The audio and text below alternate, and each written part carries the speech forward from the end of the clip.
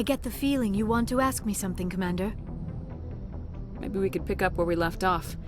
You were telling me about your interest in the Protheans. Actually, I think I was talking about my interest in you, and making a fool of myself in the process. As I said, I am not used to dealing with people, especially humans. I did not really know much about your species when we first met, Shepard. I found it hard to take humanity seriously. Your kind always seemed so rushed and high-strung. We don't have the luxury of time. An Asari can live for 1,000 years. We're lucky if we hit 150. That is true. At first I thought that was a weakness of your species.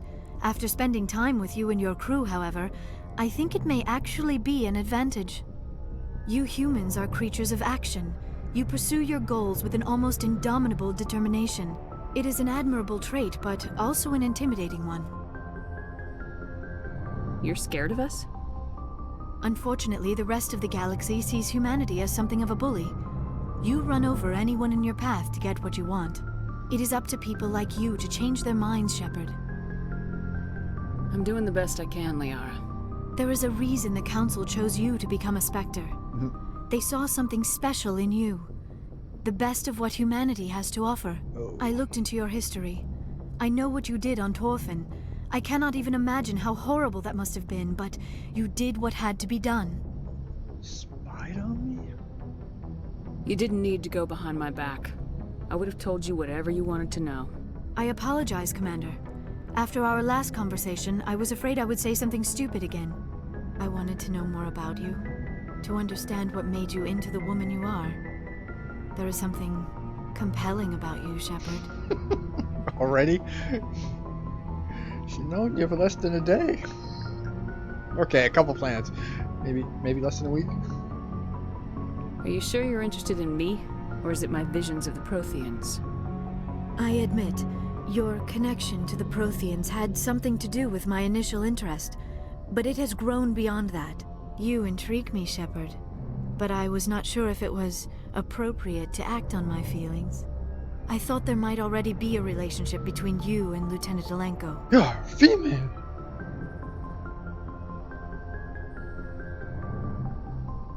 The Lieutenant and I are just friends. Nothing more. My mistake, then. I am not as adept at understanding human relationships as I thought.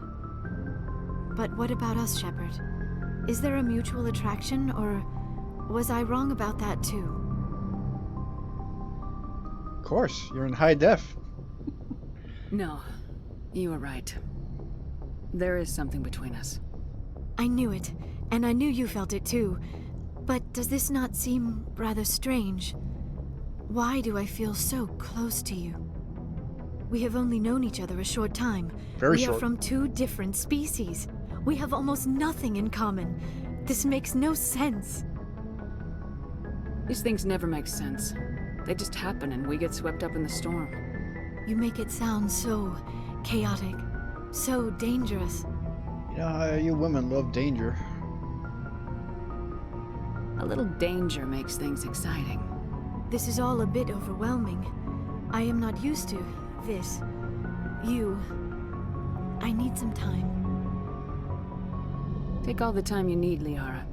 I'll be here. Thank you, Shepard.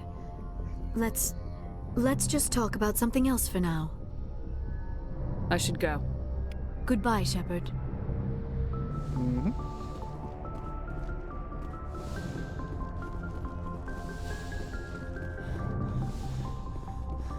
That was less than 3-second run. 14 seconds in the elevator.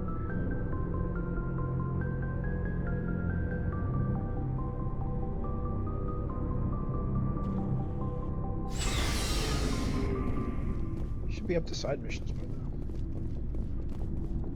What do you want, Shepard? Why did you become a mercenary? Lots of reasons. Such as? Such as, I needed to get out of our system. I needed to eat. I needed to survive. Why not stay and help your people? I tried to help. That's why I had to leave. What happened? I was betrayed. I was head of a small tribe. We were trying to restore order after the war, but the other tribes were against us. They followed Jared, one of the few warlords who survived the war with the Turians. But he was old, and so were his ideas. He wanted to continue the war. He wanted us to fight. Turians, Solarians, each other. It didn't matter who, as long as we were fighting. Jared? You mean the subway commercial guy? What did you want? I just wanted Jared to shut up, to stop his ranting. I wanted him to stop leading the tribes astray. But he couldn't understand how much things had changed. We didn't have the numbers to go to war. Even if we did, the genophage made sure we couldn't replenish our numbers fast enough. I told them all to forget about war. We needed to focus on breeding, at least for one generation. And for a while, we were getting through. Some of the tribes started coming around. I take it the warlord didn't appreciate that. No, he didn't. He arranged a crush with the tribes, a meeting on neutral ground. He wanted to talk. We met at the Hollows, near the graves of our ancestors. The skulls of our dead laid bare to remind us where we come from and where we all go. It's as sacred as any Krogan place can be. Violence is forbidden. Sounds like a trap to me. It's You a must tarp. have suspected as much. I did. But when your father invites you to a crush, well, there are some laws that even we hold sacred. Papa Rex? Jared was your father? He was, until that day. We talked, but we didn't get anywhere. When it was clear that I wouldn't join him, he gave the signal. His men leapt from the graves of our ancestors like Krogan undead. The few that were loyal to me died quickly. I escaped with my life, but not before I sank my dagger deep into my father's chest. That is why I left, and that's why I'll never go back. You'll never go back. Oh, okay. Okay. You must have family other than your father. Don't you miss them? You trying to make me cry, Shepard? I've got some unfinished business with my family, but that's all.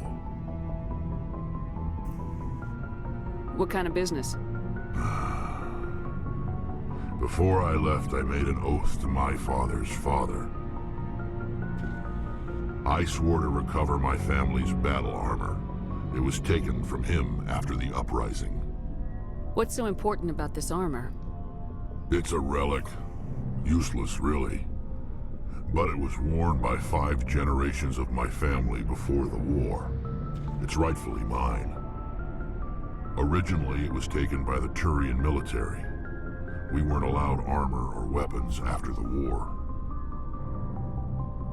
Now, it's in the hands of Taun Actus, a Turian scum who collects relics from the war.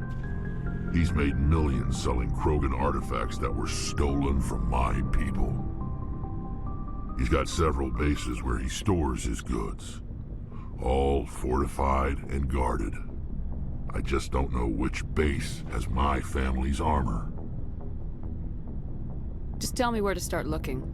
I'll upload the data to your nav system. But Commander, I want to be there when you find him. So long, Rex.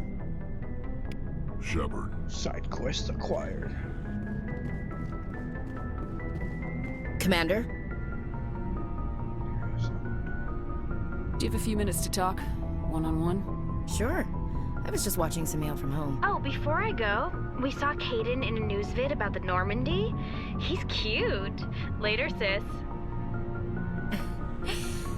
Let's pretend this never happened. Are you interested in the lieutenant, Chief? No, ma'am. And anyway, Scuttlebutt says he's already sweet on someone. What's up? You didn't come by to eavesdrop on Family Mail. Your family seems to be important to you. Yeah, we've always been close. Me and my sisters especially. With Dad on duty so much, I had to help Mom raise them. Did your father serve with the fleet? Yeah, took any crap posting he could get that offered space time. You know what? He worked his ass off trying to get recognized, but he never made it above serviceman 3rd class. He was real proud when I made chief. First thing he did was salute. What about your mother? You haven't mentioned her. You must know what military wives are like. Strong because they have to be, able to raise kids while Dad's away on a 6-month cruise. She has a degree in planetary geology. She and Dad both wanted to see new worlds. She gave up her career to raise us, though. You have more than one sister? Sounds like a big family. Yeah, I'm the oldest, then Abby, then Lynn. Sarah's the youngest. She's still in high school. With 4 girls, Dad used to say he felt more outnumbered at home than on maneuvers. Where did you grow up? All over. We transferred a half a dozen times before I finished grade school. You go where personnel command sends you, right? I guess that's why I'm so tight with my sisters. We'd have to leave all our friends every 2 or 3 years. Must be nice. You're lucky to have a close family. Sorry, I forgot about your family situation.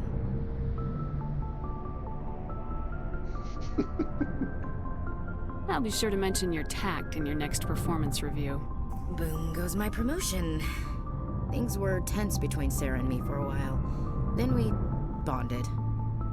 Sounds like a story. Feel like sharing? Sarah got herself a boyfriend who wanted to go faster than she did, Mike. I didn't think he was a bad kid, just pushy. Lynn would send me these worried vid mails, and I'd tell her to relax. Where were you when this was going on? I was on active duty. Sarah's graduating high school this year. This was only a couple of years back. They were on Amaterasu. At the time, I was assigned to Chernobog. Same cluster, but a dozen Hellwire away. Close enough to talk regularly, too far to make it back in an emergency. I couldn't afford a fast packet flight. You ask me, boys need a cold shower that lasts from age 12 to 25. They have their uses, ma'am. Not all of them keep their brains in their pants. Mike thought they'd go for a romantic walk in the woods, because he figured it was past time they did the deed. She levered Mike face first into a tree and left. Didn't have a scratch on her. Good thing Mom and Dad had us all learn some kind of self-defense. I took emergency leave and walked Sarah to school for a few days. Why didn't you tell the police? She said it wouldn't solve the real problem, and she and Mike would both become household names. It was a small colony. I said it was her call to make, that we should let her do it her way. Mom was pretty pissed about that. You said all of your sisters learned self-defense? Lynn did pistol practice, but didn't like it. She's kinda nervous. Sarah took Aikido. Abby decided to learn the sword. She always was a little weird. Likes big skirts and tops you have to tie her into. They do great things to her figure, though. So, what did you learn? One of Dad's friends taught me Marine hand to hand. Sarah couldn't have been fond of you escorting her. Embarrassed the hell out of her. But it was worth it in the end. My last day out, Mike was waiting for us. Sarah had told her friends, so everyone at school knew what he did. He wasn't happy. I wanted to snap him in half, but Sarah gave me this look, this let me handle it, I need to do this alone look. She kept her cool, God bless her, as he screamed in her face. She just let him vent. Then he tried to punch her. I swear, she just flowed around him. Next thing I knew, he's face down on the sidewalk, and there's blood everywhere. She cracked him in the face. Good. When he swung, she wasn't there anymore, and he fell. She helped him stop the bleeding and had me call an ambulance. She told the paramedics he fell. Before they took him to the hospital, Mike touched Sarah's arm. I thought he was gonna end up on the ground again. But he hung his head, whispered, "I'm sorry," and started crying. And she hugged him. The Williams women are a decisive bunch, Commander. We do things when we're ready. Not before, not after.